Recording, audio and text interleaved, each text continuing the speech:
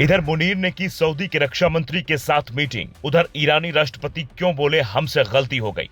Iran फिर कहां सेना भेजेंगे ट्रंप, ऑन कैमरा किया खुलासा। इस देश की आने वाली है बारी। ट्रंप को निशाना बनाने की साजिश रचने वाला निकला पाकिस्तानी आतंकी। क्या शहबाज को सजा देंगे ट्रंप। क्या अमेरिका और इजराइल से लोहा लेने वाला ईरान पाकिस्तान के आगे सरेंडर हो गया। पाकिस्तानी मीडिया में इस बात की चर्चा जोर शोर से हो रही है। पाक आर्मी चीफ मुनीर ने एक मीटिंग से ईरान के होश उड़ा दिए। ये तस्वीरें हैं सऊदी अरब के रक्षा मंत्री खालिद बिन सलमान और पाक आर्मी चीफ असीम मुनीर की, जो रियाद शहर के एक बंद कमरे में मीटिंग करते हैं। वहां सऊदी पर होने वाले हमले को रोकने और पाकिस्तानी मदद पर चर्चा होती है। पाकिस्तान चूंकि इकलौता परमाणु संपन्न देश है और वहां कई अमेरिकी एयरबेस हैं, जिनसे अमेरिका ईरान पर आसानी से निशाना लगा सकता था, इसलिए इस्लामिक मुल्कों में पाकिस्तान के फैसले की चर्चा सबसे तेज होने लगती है। मीटिंग के बाद खबर आई पाकिस्तान इस जंग में कूद सकता है। उससे पहले पाकिस्तान के उप प्रधानमंत्री इशाक डार ने कहा था, हमारा सऊदी के साथ रणनीतिक समझौता है। हमने तनाव बढ़ने पर ईरान से संपर्क किया और कहा समझौते का ध्यान रखें। ये पाकिस्तान की ओर से ईरान को खुली धमकी थी कि सऊदी पर हमले नहीं रुके तो हम एक्शन लेंगे। वो सऊदी में सेना भेज सकता था, अपने यहाँ की जमीन से ईरान पर हमले करवा सकता था। यहाँ तक कि ईरान में बने चाबहार पोर्ट को भी पाकिस्तान निशाना बना सकता था, जिससे भारत की मुश्किलें बढ़ सकती थी और फिर दुनिया तीसरे विश्व युद्ध की ओर बढ़ जाती।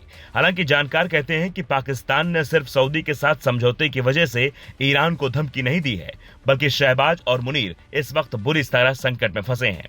ट्रंप को यह बात पता चल चुकी है कि उन्हें निशाना बनाने के लिए ईरान ने जिस आसिफ मर्चेंट को भेजा था, वो आसिफ पाकिस्तान में ट्रेनिंग ले चुका है।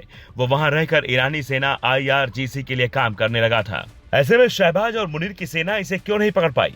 अमेरिका की गोद में बैठने वाला पाकिस्तान ट्रंप के दुश्मन को अपने ही देश में कैसे पलने दे रहा है, इसे लेकर मुनीर की सेना को ट्रंप फटकार लगा सकते हैं। यही वजह है कि पाकिस्तान ने एक तीर से दो निशाने साधने की कोशिश की है। लेकिन एक सच ये भी है कि दुनिया भर के एक्सपर्ट इस बात पर ईरान का विरोध कर रहे थे।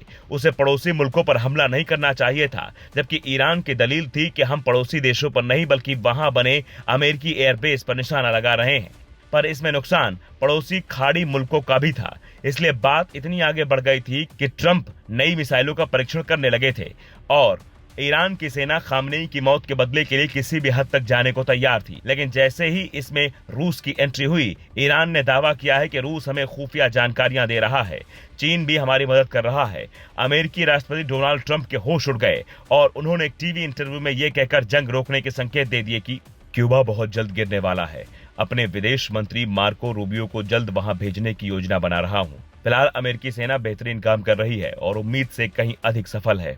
यानी अमेरिका का अगला निशाना क्यूबा हो सकता है, जहां साल 2021 से ही विरोध प्रदर्शन की वजह से सत्ता के खिलाफ असंतोष की स्थिति पैदा हो गई है।